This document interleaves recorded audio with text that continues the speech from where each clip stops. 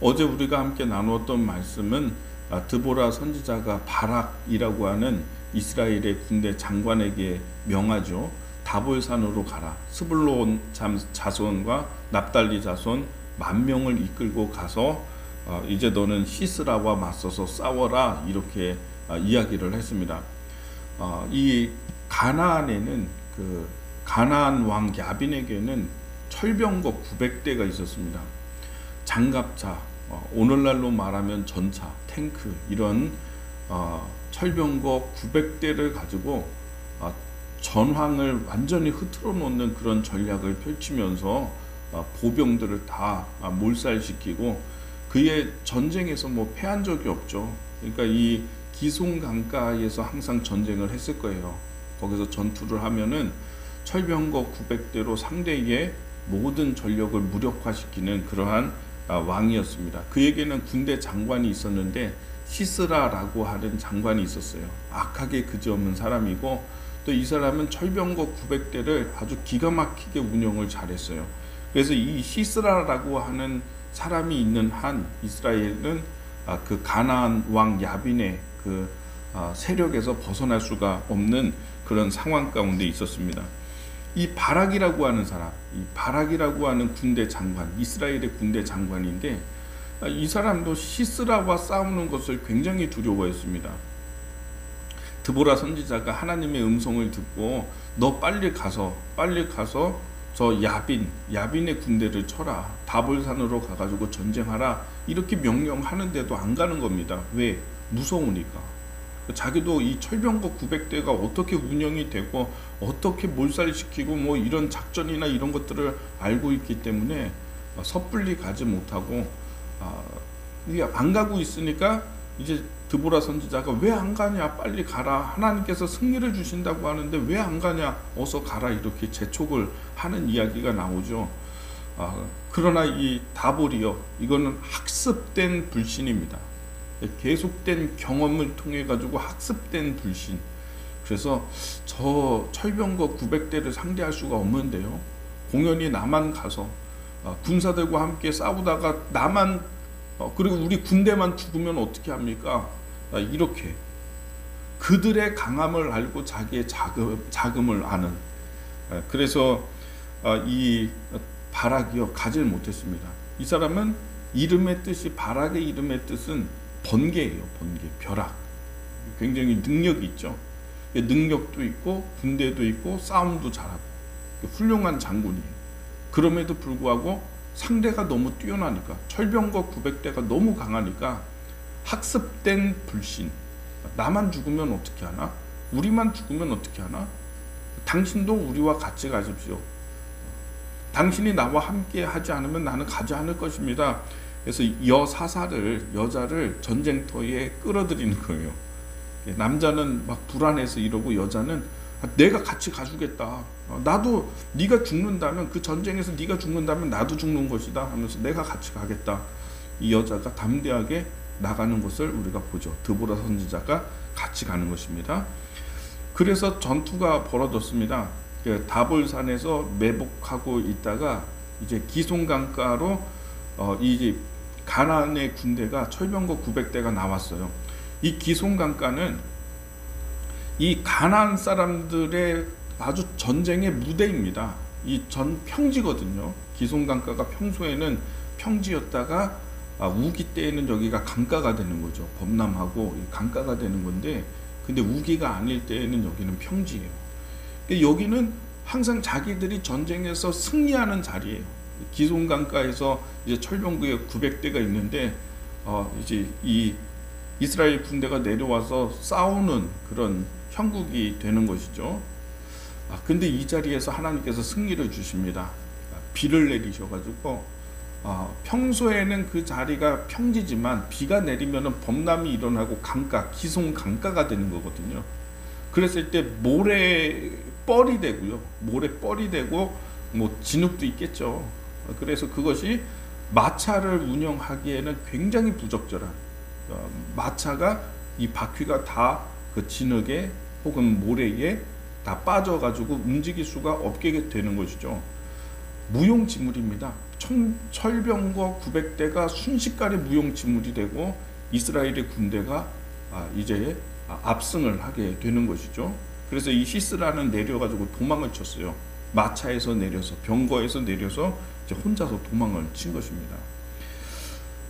근데 오늘 한 사람의 인물이 나오죠. 이어서 17절부터 22절까지의 누구 이야기가 나오냐면 야엘이라고 하는 그런 이름이 나옵니다. 잠시 이름 얘기를 좀 하면은, 야엘이라고 하는 이 여자의 이름의 뜻은 뭐냐면 염소라는 뜻이에요. 염소. 그러니까 드보라의 또 이름의 뜻은 뭐냐면, 드보라 선지자는 벌꿀, 이런 뜻을 갖고 있어요. 벌꿀과 염소. 여러분, 출애굽할 때 하나님께서 이스라엘 민족들에게, 백성들에게 내가 너희를 젖과 꿀이 흐르는 그 가나안 땅으로 인도하겠다, 이렇게 말씀하시죠. 근데 이 젖과 꿀이 흐른다라고 하는 것은 상징적인 의미가 있는 것입니다. 이스라엘의 그 가나안 땅 가보면 사실 그렇게 좋은 땅 같이 보여지지 않아요. 사막이 많고 광야가 많고. 근데 이 땅이 젖과 꿀이 흐른다, 상징적이고 영적인 의미로 우리가 봐야 돼요. 젖이라고 하는 것은 사랑을 의미하는 것입니다. 어미가 새끼를 위해서 젖을 물리는, 그래서 사랑. 그리고 이 꿀이 흐른다, 이거는 정의와 공의를 상징하는 것입니다. 정의와 공의. 하나님의 정의와 공의가 펼쳐지는 아름답고 달콤한 세상, 그것을 의미하는 것이거든요. 그래서 이 꿀은 정의와 공의를 의미하고, 하나님의 정의와 공의가 흐르고 하나님의 사랑이 흐르는 땅, 그 땅이 가나안 땅, 이렇게 되는 것이죠. 그러니까 드보라는 지금 벌꿀, 그리고 야엘은 염소의 젖, 사랑, 젖과 꿀이 흐르는 땅.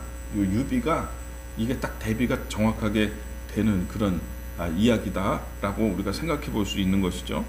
야엘이라고 하는 사람은, 자, 말씀 보시면은 17절 말씀에, 시스라가 걸어서 도망하여 겐 사람 헤벨의 아내 야엘의 장막에 이르렀으니 이는 하솔 왕 야빈과 겐 사람 헤벨 집 사이에 화평이 있습니다. 그러니까 이 야엘은 헤벨이라고 하는 사람의 아내거든요. 그러니까 모세의 장인이 그 이드로인데, 그 가족들을 겐 사람이라고 그렇게 불렀어요. 그러니까 이 겐 사람, 그 가운데 헤벨이라고 하는 사람의 아내. 근데 이 사람들은 가나안 사람들하고 화평이 있었기 때문에, 거래를 하고 있었기 때문에 이 시스라가 좀 편안하게 도망을 친 데가 지금 헤벨의 집이거든요. 거기서 헤벨의 아내 야엘이 시스라를, 도망친 이 시스라를 맞이하는 것입니다. 나에게 들어오십시오, 우리 집으로 들어오십시오, 이렇게 영접을 했어요. 그리고서 이제 진흙 뻘에서 싸웠기 때문에 진흙도 묻고 모래도 묻고, 이 시스라가 그랬을 거 아니겠습니까? 다 지쳐가지고, 그래서 아마 이제 샤워도 하고 씻기고, 그리고 좀 편안하게 쉬십시오, 이렇게 야엘이 그를 맞아들이게 됩니다. 그가 잠을 청하려고 하고 또 야엘이 이불을 덮어줬다, 이렇게 되어 있죠. 근데 이 시스라가 19절의 말씀에 보면, 그에게 말하되 청하노니 내게 물을 조금 마시게 하라. 내가 목이 마르다 하며 우유 부대를 열어 그에게 마시게 하고 그를 덮으니, 이불로 덮으니. 그러니까 우유를 줬다는 거예요. 물 달라고 했는데 우유를 줬다. 염소의 젖을 줬겠죠. 그래서 근데 이 우유에는 멜라토닌, 단백질, 멜라토닌 성분이 있어가지고 우유를 먹으면요 잠이 잘 옵니다. 불면증 있는 사람들 우유를 좀 따뜻하게 잘 데펴가지고 소금 조금 타고 해가지고 마시면은 밤에 잠이 잘 오죠. 제가 해봤어요. 잠 잘 옵니다. 그래서 수험생들에게 우유 많이 주면은 이거 잘하는 뜻이에요. 그러니까 이게 우유를 따뜻하게 해서, 그래서 이 물 달라고 했거든요. 물 달라고 하는데 우유를 줘서 이 시스라가 배도 고프고 또 목마르고 하니까 우유를 잔뜩 먹었죠. 그러니까 깊은 잠에 빠져 들어가게 된 거예요. 그래서 깊게 이제 빠져 잠에 들어가는데, 이제 이 헤벨의 아내 야엘이 밖에서 장막 말뚝을 가지고 와서 말뚝으로 이 시스라의 관자놀이, 그러니까 귀하고 눈 사이에 여기 이렇게 들어간 이 부분을 그래서 말뚝으로 방망이로 쳐가지고 이게 죽인 거죠. 시스라라고 하는 이 엄청난 군대 장관, 이 사람 때문에 이스라엘이 지금 괴롭힘을 많이 당했거든요. 이 사람이 죽어야지 전쟁이 끝나거든요.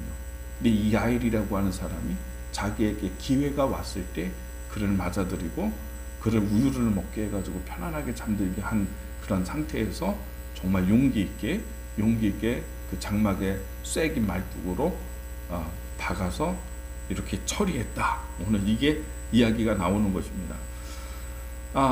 근데 이제 뒤늦게 그렇게 해서 이제 시스라는 죽었습니다. 21절에 그가 깊이 잠드니 헤벨의 아내 야엘이 장막 말뚝을 가지고 손에 방망이를 들고 그에게 가만히 서서 말뚝을 그의 관자놀이에 박음에 말뚝이 꿰뚫고 땅에 박히니 그가 기절하여 죽으니라. 22절 바락이 시스라를 추격할 때에 야엘이 나가서 그를 맞아 그에게 이르되 오라 내가 찾는 그 사람을 내게 보이리라 하매 바락이 그에게 들어가 보니 시스라가 엎드러져 죽었고 말뚝이 그의 관자놀이에 박혔더라. 이 말씀 보면은 이제 바락이 뒤늦게 온 거예요. 이스라엘의 군대 장관이 시스라 잡으러 온 거예요. 죽이려고 왔는데 보니까는 벌써 야엘이 죽인 겁니다. 관자놀이에 말뚝 박아서 죽인 거예요. 바락은 자기에게 있는 가장 큰 공을 지금 놓친 거죠. 적장, 가장 중요한 사람, 가장 중요한 전쟁의 공 누가 가져가냐? 이 여자 야엘이 가져간 거죠. 그 눈앞에서 뺏긴 거죠. 지금 이 바락은요. 근데 여러분 이 말씀에 보면은 드보라가 이것을 예언했잖아요. 말씀을 한번 보겠습니다. 9절의 말씀, 4장 9절 말씀에 보면 이르되 내가 반드시 너와 함께 가리라. 그러나 내가 이번에 가는 길에서는 영광을 얻지 못하리니 이는 여호와께서 시스라를 여인의 손에 파실 것임이니라 하고 이렇게 되어 있죠. 내가 영광은 내가 얻지 못한다. 승리는 얻겠지만은 전쟁의 영광은 얻지 못한다. 이 영광은 누가 얻냐? 이제 바로 지금 오늘 말씀에서 야엘이 얻고 있는 것을 우리가 보게 되는 것이죠. 머뭇거리고 기회가 왔을 때 하나님의 말씀이 분명히 너 빨리 가서 전쟁하라 하는데 믿지 못하니까 믿음이 없는 자는 못 가는 거예요. 학습된 불신, 그러니까 못 가는 거예요. 그러고 있는 사이에 지금 이제 나중에 이제 드보라가 내가 너와 같이 가주겠다 이렇게 하니까 간 거거든요. 근데 이 전쟁의 영광을 누가 가져갑니까? 야엘이 가져가잖아요. 자기에게 시스라가 도망쳤을 때에 순간적으로 판단하고 결단하고 사랑의 마음으로 괴롭힘 당하고 고통당하는 자기의 동족들을 생각하면서 사랑의 마음으로 자기도 어떻게 보면 굉장한 위험을 감수하면서 목숨을 건 행위를 한 것이죠. 절대로 기회를 놓치지 않는 것이죠. 나에게 기회가 왔을 때에 내가 이 일을 끊어야 된다. 이 일을 처리해야 된다. 믿음이 있는 사람은 그와 같이 행하는 것입니다. 사랑이 있는 사람은 그와 같이 기회를 놓치지 않는 것입니다. 그런 기회가 왔을 때에 절대적으로 붙드는 것이죠. 야엘이 용기 있게 그 일을 행함을 통해서 이 모든 영광은 이 전쟁에서 승리의 영광은 누구에게? 야엘에게 넘어가게 되는 이 이야기를 우리가 보게 되는 것이죠. 여러분, 기회라고 하는 것이 항상 우리에게 있는 것은 아닙니다. 그리스 신화에 보면은 기회는 그 그림이 있는데요. 기회라고 하는 것이 앞에가 이게 없어요. 머리가 없고 앞으로 왔을 때 잡지 못하면은 다시 이 기회를 잡지 못하게 되는 그런 이야기도 있죠. 그러니까 여러분, 우리가 이 말씀 생각하면서 하나님이 나에게 기회를 주고 이러면은 그냥 바로 믿음으로 나갈 수 있는 그런 믿음의 사람이 되기를 우리가 결단할 수 있게 되기를 바랍니다. 사랑과 믿음이 있었던 야엘, 모든 전쟁의 영광을 가져가게 됐던 이 야엘, 이런 모습을 보면서 바락 말고 야엘, 여러분 이 말씀 붙들고 오늘도 승리하게 되는 삶을 사시기를 예수님의 이름으로 축복합니다.